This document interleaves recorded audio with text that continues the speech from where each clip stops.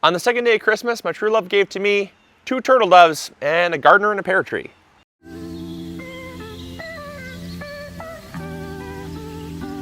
What is going on, everyone? Welcome to another very exciting episode right here on the MIgardener channel. In today's episode, like I said, we're talking about pears and pear trees.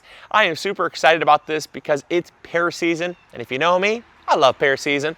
And so we've got 3 amazing pear varieties that I kind of wanted to showcase, really showcase and talk about the differences, the pros and cons of each, but also maybe highlight some varieties, because one of the things a lot of you have chimed in on in the comments box has been that you'd like to know in the off season things about fruit trees, so that when springtime rolls around, it's kind of fresh in your mind. You have time to kind of do your research during the off season, so that when springtime rolls around, before it gets too late, you can already have those varieties that you want to try in your home orchard. I thought that was a really good idea. So thank you so much for doing that, because I usually film stuff as it's happening, and a lot of you do like that as well.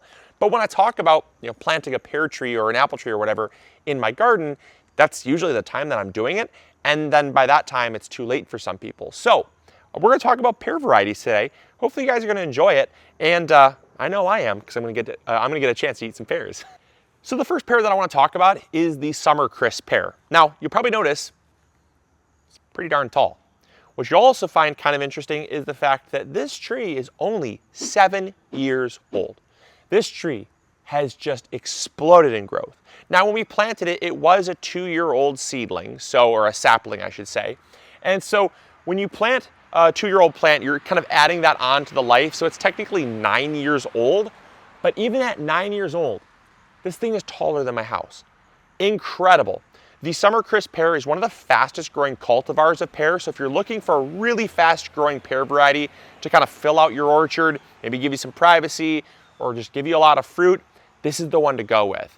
One of the things I love about it is the fast growth, but I also really love the fact it's one of the first to ripen in the garden, hence the name Summercrisp. Now, obviously in the name as well, it ripens in the summer and it's crisp.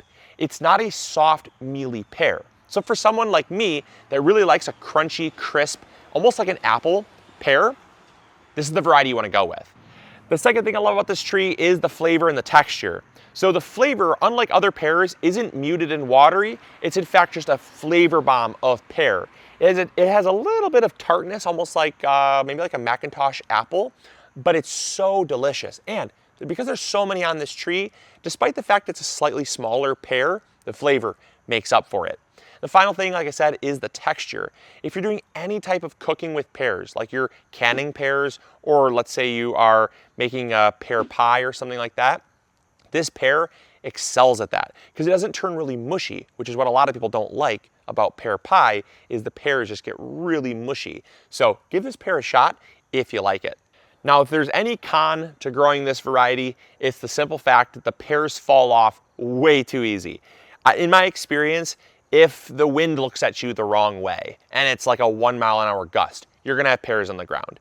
I don't necessarily know why it is, but this pear variety drops its pears so easily, which does lead to bruised fruit and fruit falling on the ground, which can invite things like wasps, hornets, and rodents and stuff to your garden, which obviously is part of nature. You're gonna have those anyways, especially if you just leave them on the ground. If you're fast about it, I've never really had a big problem. It's just, it can be a problem. So that's the one downside, is they fall from the tree so easily.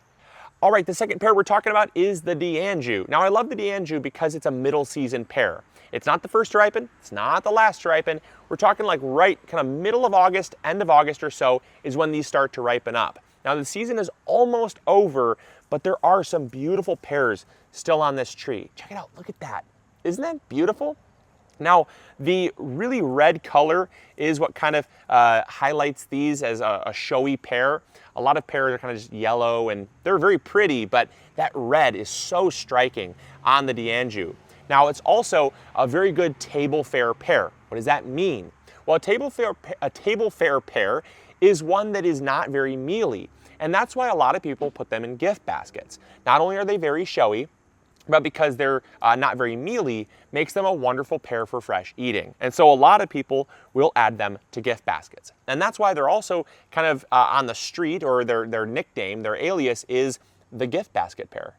Now flavor-wise, we're talking about a delicious pear. Like I said, table fare. This one is great because super juicy. The skin is not very tough on these pears, but the flavor, it's gonna sound crazy. It tastes kind of like artificial pear candy almost, right? Like, I know sometimes we always say like, oh, you shouldn't compare things to candy, but like, if you've been a kid growing up and you've ever tasted anything pear flavored, this is like artificial pear. It tastes, it's so sweet and kind of tart. It's a delicious flavor. One of my all-time favorites when they're in season. One of the things I love about them as well is the fact that they're really compact. If you look at the Summercrisp pear tree, the tree is gigantic. I mean, we're talking like 30 plus feet tall. This tree is the same age, still 9 years old, but it's maybe, I mean, it's getting up there. It's about, I don't know, 15, 17 feet tall. It's about half the height as the Summercrisp pear. But I would say we got about as many pears on this tree as we did on the other tree. Also, a little bit smaller of a pear, not giant. They will get bigger if you kind of cull out the fruit and kind of select which ones you want to ripen up. You'll get bigger pears. But, I mean, for a really good, delicious table fare pear like this, I'd say this is a winner. I didn't take any off the tree, which is why I have some that are I got some that are itty bitty, but that's okay. You know, that's fine. I'm okay with that. I'm willing to sacrifice a few smaller pears for getting more of them. And the no mealiness is a huge winner in my opinion. Now, the only downside with this variety is just the disease-prone nature of it. Because it's a very domesticated tree, it is more prone to things like brown spot, rust, fire blight, tent caterpillars, some insect pressure as well. So because it's very domesticated, it does taste amazing. It's definitely been bred for the flavor for sure. Definitely been bred for that beautiful aesthetic. But the one downside to that is you kind of lose some of that resistance, some of the vigor that prevents things like pests and disease. If you look at the Summercrisp pear, not a single thing on it. Like, I mean, there's not a spot on the leaf. Whereas these, I mean, these are definitely getting a little spotty. Doesn't kill the plant, but that stress isn't really good for it long term. So it's one that does have a few more pest and disease problems, but in my opinion, the flavor makes up for it tenfold. And the third and final pear is the Moonglow pear. Now, the Moonglow pear is one of my favorites for a lot of reasons, but it's a childhood favorite of mine. It's very nostalgic for me. It is the last to ripen. The season is very short. You're talking like early September is the start of pear season for the Moonglow pear, and it ends by about mid-September. It's very short. Our season just began last week for harvesting these pears, and it's gonna be done by about next week. So it's a very, very short window of time to take advantage of this pear variety, but let me tell you what, there's a lot of benefits to growing it, so let's talk about it. Now, as you can see, this pear tree is small. I mean, we're talking maybe 6.5, 7 feet tall at most, but this tree here is loaded. It's absolutely loaded. Check it out. Like, if I harvest some of these pears, these branches are just gonna spring up. They are so loaded with pears because, look at that. These pears are giant. They are huge pears. Probably some of the largest pears you're gonna be growing. So size is definitely a plus. Now, also flavor. If I can get them, flavor.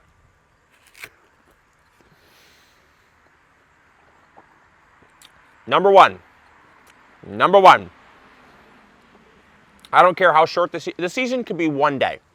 As long as I got to eat this for 1 day, it'd be worth growing. The flavor. I feel like, who's that guy from Microsoft? Developers. The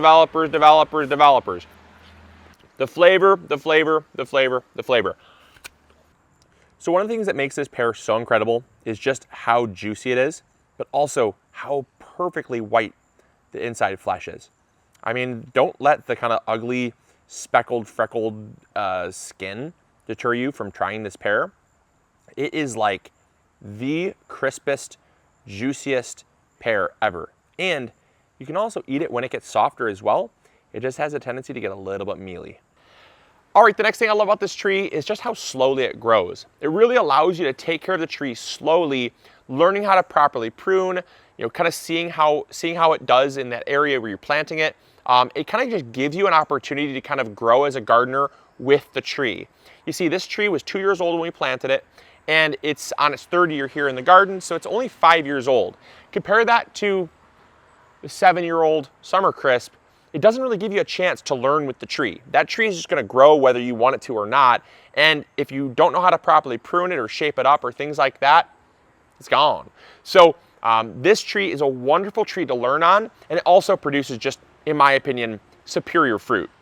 Now, the final thing I'll say about this Moonglow pear before I get to one negative is the fact that this pear makes, I mean, I eat it fresh and I would eat it fresh all day. Probably none will make it into the house. But if some did, the next thing I would do with it is I would can them. Canned Moonglow pears are, in my opinion, some of the best canned pears you're gonna find anywhere. We have a video on how we canned pears. It's super old, still applicable. It's really great. They were some of the best canned pears I've ever had in my entire life. Give them a shot, you will not regret it. Moonglow pears for the win. Now the final thing I'll say about this tree, and it's a slight con, is that it always looks sickly. Now, this tree is actually really healthy. Don't get me wrong, it's very healthy. It looks sickly. This tree is very prone to things like leaf curl. It's also very prone to a slight yellowing, where people think it needs nutrients. This tree is very, very healthy as represented by the fruit that it's giving off. As long as I've ever been around a Moonglow pear, I've seen a couple things. I've seen slightly yellow leaves and I've seen leaf curl. A lot of gardeners really think there's something wrong with their tree and they end up fertilizing or over fertilizing. They end up spraying their trees. They end up doing too much to their trees and it actually stresses them out and sets them back. These trees just have weird characteristics to them. The leaves are always very small in comparison to other trees. I mean, look at Summercrisp. Like this Summercrisp pear leaf is giant in comparison to these. Like look at teeny tiny itty bitty little leaves. They are so small and they always seem very anemic. And that's the one downside to this tree, is that if you don't know that it should look like that, obviously after this video you don't have an excuse, but if you don't know it should look like that, you're gonna think something's wrong. So those are the 3 pear varieties we're growing in the garden. I hope you try one of the 3 or all of the 3. If you tried any one of them, let me know your thoughts in the comments box down below. Hit that like button if you love pears. And as always, we'll catch you all in the next episode. Grow bigger.